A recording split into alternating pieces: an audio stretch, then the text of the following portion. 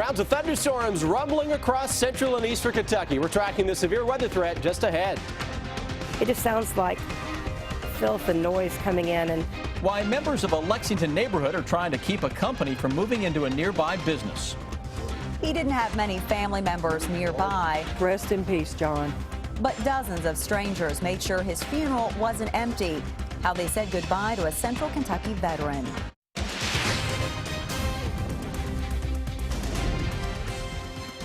WKYT News starts now with First Alert Weather. Good evening to you. We've had several beautiful days so far this month, but it looks like April is trying to go out on a stormy note. Now, we're tracking some rain and maybe some storms moving in overnight. Let's begin with our chief meteorologist, Chris Bailey. Hey, Chris. Yeah, those thunderstorms already beginning to pack a bit of a punch out there, guys. The main show still well to our west across sections of Illinois, and that big storm cluster that is to the east now of St. Louis has prompted the severe thunderstorm watch to be issued for areas to the east of that, E-Town, Louisville included in that. Most of central and eastern Kentucky not included as of now, but look at the thunderstorms beginning to fire up across northern parts of the area. That is likely a hail-producing thunderstorm, likely two of those. One cruising across southern parts of Owen County, another one quickly on its heels into the Newcastle area. Gotta watch for high water issues. Severe thunderstorm warning for Henry County and parts of Owen County until 5:45. That storm is no longer the bigger of the two. Look at the storm behind that. 3D Defender now shows the lead storm that prompted the warning is now pulsing down. Storm behind it spiking way up into the atmosphere across parts of the Newcastle area. So we may get a new severe thunderstorm warning issued with that shortly. Additional thunderstorms coming out of northern parts of the area from Williamstown over toward Maysville, Lexington area. We're okay for now. Look at the cluster of thunderstorms, though. That may be a big damaging wind-producing line of storms coming out of Illinois toward western Kentucky and southern Indiana. Guys, we're going to have to keep an eye on all these storms as we go through the evening hours. And, of course, that's what we're going to be doing. We'll come back in a few minutes with a new Hour by Hour. Thank you, Chris. A company's big news is causing a big commotion in one Lexington neighborhood. A private trash hauling business wants to use an empty recycling center off of Leestown Road. But people in the nearby Meadowthorpe area are trying to fight the move. Hillary Thornton is talking to neighbors about why they want the company to find a new location. It's our top story at 5:30. This former recycling center, now sitting empty, could soon be the newest site for garbage in town, with Republic Services, a private garbage hauling company, asking for a conditional use permit, turning the site into a garbage transfer station. One of the most highly regulated uses in Fayette County, and that's because of its obvious potential to have a negative impact on the surrounding neighborhood. Possible negative impacts leading to around 500 signatures like Maria Kinney's on a petition against the proposal. it just sounds like filth and noise coming in. Growing concerns over noise, odor, and truck traffic, Republic Services writing in their application that they have incorporated numerous upgrades and improvements that go above and beyond industry standard. They go on to say they are committed to making sure the facility does not adversely impact surrounding areas. The future of this site along Lyle Industrial Avenue, a big concern for Kinney, because just down the road from the proposed garbage transfer station is the place Kinney and hundreds of others call home. Cross over Leestown Road less than a half a mile and you are in the heart of Meadowthorpe neighborhood. The area was zoned heavy industrial before Meadowthorpe even existed, back when it was on the outskirts of town.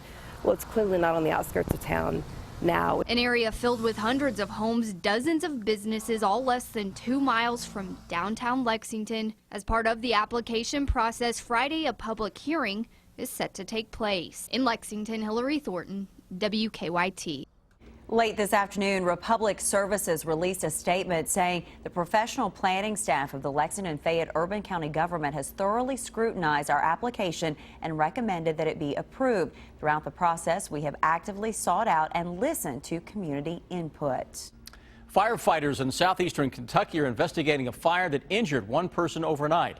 Bell County firefighters say it took them about 9 hours to put out a fire at the Davis building downtown Pineville last night. 5 families lived in the apartments in that building. Everyone managed to get out alive, but firefighters say a man was taken to the hospital with minor injuries. Firefighters say they've been on the scene trying to figure out where the fire began. They're in there looking for anything that is out of the ordinary. They look at burn paths, the way that, the way the fire has burned. They will sift through the ashes as well. They look at just about every inch of the building. Do a quick back check and a quick check of your personal belongings, basically, to make sure you don't have those prohibited items. The Davis building was built in the 1920s. A man faces charges tonight after a crash in central Kentucky. Our county-by-county coverage at 5:30 begins in Mercer County.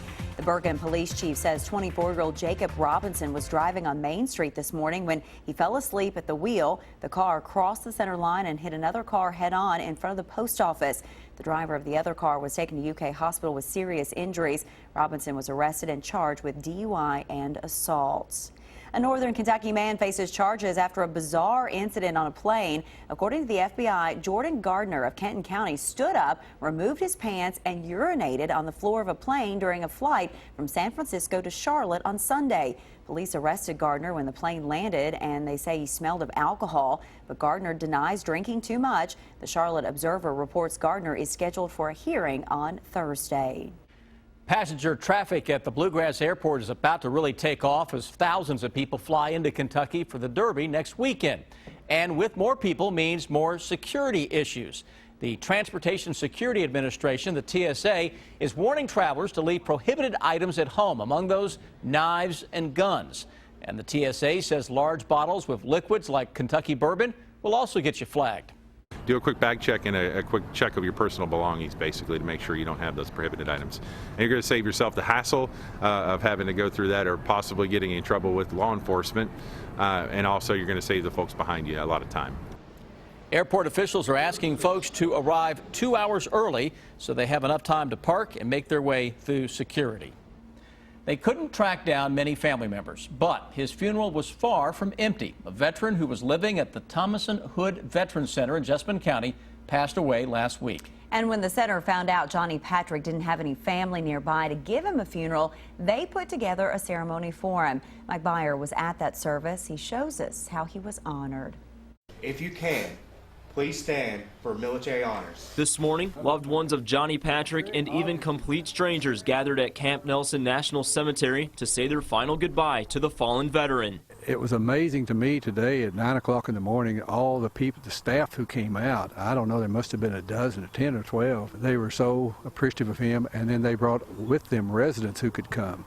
Ken Griffith is one of Patrick's only living family members. Knowing that, the Thompson Hood Veterans Center, where Patrick was a patient, sent out a post on Facebook asking anyone who would like to celebrate the life of the veteran to come out to the cemetery, and dozens of people responded. He was a very humble man. Angie Scanlon helped take care of Patrick for over a year before he died of ongoing health issues. She says he was as nice as they get. He was never one to say an unkind word to anyone. He was always very pleasant. He was just a very, very good person. A good person who loved his tomato plants. We'll just do his gardening for him this year, I guess, because we had ordered him some tomato plants. As Patrick is carried off to his final resting place, Griffith says he can't thank this staff enough for the care they provided to his loved one. My appreciation for the staff out there and the care they gave Johnny and how much he loved that place. He found him a home, and it was a wonderful place. Rest in peace, John. We're going to miss you, and we love you. In Jessamine County, Mike Byer, WKYT. Johnny Patrick was 68 years old when he passed last week. You may not know it, but if you are a resident of Kentucky, at least 18, a registered voter, and you have filed tax returns, you are probably on a master list for jury duty. Our good question tonight: if I miss jury duty, can a warrant be made out for my arrest? This is a fairly common scam that pops up. And in fact, in the last few days, the Jessamine County Sheriff's Office says they've received calls from people claiming they got a call from a person saying they are a Jessamine County Sheriff deputy. And the Sheriff's Office says the impersonator will tell them they failed to show up for jury duty and have an outstanding warrant. They're instructed to then go get a money voucher and call the impersonator back with the voucher number to take care of the warrant. Now, anyone that receives these type of calls in Jessamine County are asked to call the county sheriff's office. Also, for general information about jury duty in the state, you can contact the Kentucky Court of Justice. To submit a good question, send an email to goodquestion@wkyt.com. Still ahead on WKYT, Governor Bevin making his first overseas trip as governor, what he plans on doing overseas. I'm Bill Bryant. Could it be that Kentucky would be the state that puts Hillary Clinton over the top in the delegates needed for the presidential nomination? And Governor Matt Bevin calls for transparency with Kentucky retirement funds. The bottom line is ahead. I'm Sean Moody in Lexington. Coming up on WKYT News at 6, it's been a little more than a month since a young woman was killed after falling into a ravine here at Raven Run. Now I'll tell you how public safety officials are trying to learn lessons from that incident. Democratic presidential candidate Hillary Clinton is picking up some endorsements here in Kentucky. And Governor Matt Bevin and some top lawmakers can all agree on something. Bill Bryant has details on the bottom line. Good evening. Just looking over the current trends, there's a possibility that Kentucky's May 17th primary could be the results that put Hillary Clinton over the top for the Democratic presidential nomination. Today, she picked up the endorsement of Louisville Mayor Greg Fisher. Clinton is expected to win most, if not all, of the 5 primaries being held today in the Northeast, including a large number of delegates up for grabs in Pennsylvania. Kentucky and Oregon Democrats vote on May 17th, and some observers say it's possible Clinton could clinch the nomination right about then and force Bernie Sanders to the sidelines, although he says he'll be fighting on. Chelsea Clinton will be in the Frankfort area later in the week at a campaign event for her mother.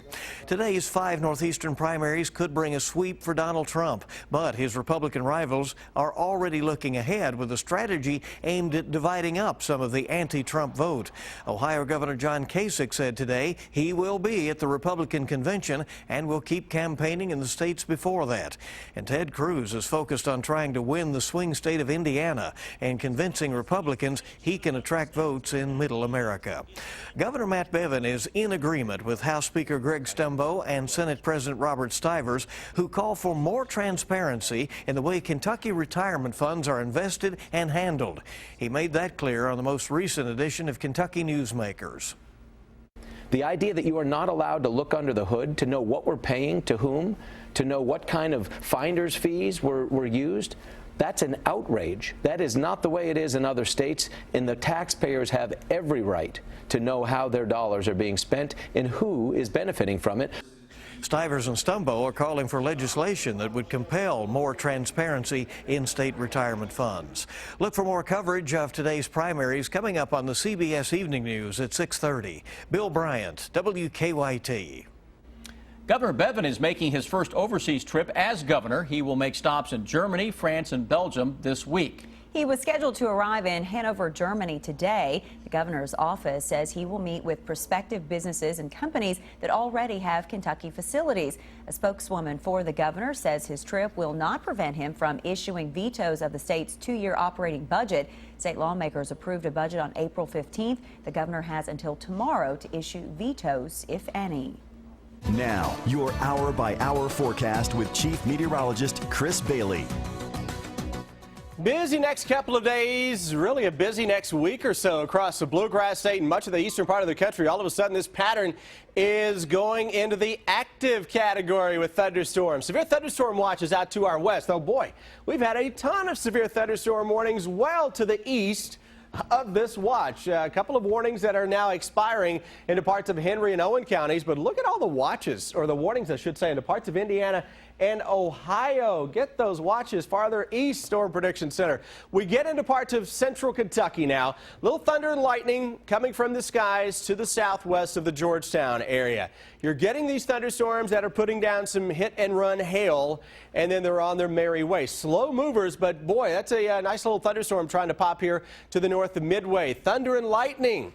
North side of Frankfort up toward the Peaks Mill area. A little farther to the northwest. This is the strongest storm into central Kentucky as of now. It is to the northeast of the Newcastle area there into Henry County.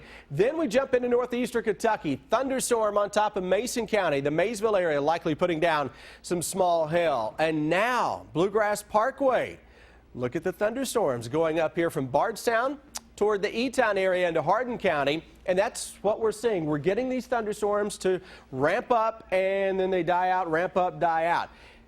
all of a sudden now you notice the increase in lightning here. That's getting within our lightning detection range into southern parts of Illinois, western Kentucky. That is a potent line of thunderstorms that is racing toward the east. That will likely roll its way into the bluegrass state as we go through the next several hours. So middle and latter part of the evening especially, that is eastbound and down on the Interstate 64 corridor. We're going to watch that one closely. How do we see tomorrow playing out? At any point tomorrow it could storm. It's not going to storm all day, but you're going to get these little waves of thunderstorms. Muggy, upper 70s, maybe an 80 if you get enough sunshine. So tomorrow's forecast, rounds of storms around a few could be strong. Thursday, rounds and clusters of thunderstorms. Heavy rains will continue to be a good bet. Small break in the action coming up for your Friday. Still an isolated thunderstorm chance as we get ready for another cluster of storms moving in for the weekend. You know, computer models are used as guidance. You can't take them as the gospel. They're trying to figure out exactly where all these individual lines of thunderstorms will be. So when you look at a computer-generated model and it's painting the entire region in green, chances are the model is fighting with itself. Part of it says, you know what, this storm could be here, storm could be here. It's a general term to just, or general way to look at a computer and say it's going to get some, we're going to get some thunderstorms out of this. And it's a tropical atmosphere over the next few days with these clusters of thunderstorms that can cause some local high water issues with a strong storm or two. Friday looks okay. Saturday into Sunday looking stormy, leading us into a cooler Kentucky Derby week as it stands now. Just how cool is going to be the question, yeah, we'll right? see as we go toward the middle of next week especially. All right, Chris, thank you. Let's start with a few problems that we're dealing with, including a wreck at Richmond and Lakeshore. That is a non-injury collision that police have been trying to clear the past few. Downtown, 3 crashes right now, all centered around South Broadway, which is not good with the Pearl Jam concert happening, and it's going to impact traffic there. As far as drive times go to Versailles, it looks pretty normal right now. No problems with the county line. Nicholasville, 12 to 15 minutes from Lexington. Now back to you in the studio. Trainer Bob Baffert works his Derby horse at Churchill Downs, Rob. First work over the main track for More Spirit. Can he bring Baffert a 5th Derby win? And the Cats have 2 outstanding young corners. You may have heard more about one than the other, but they're both pretty good. Sports is up next.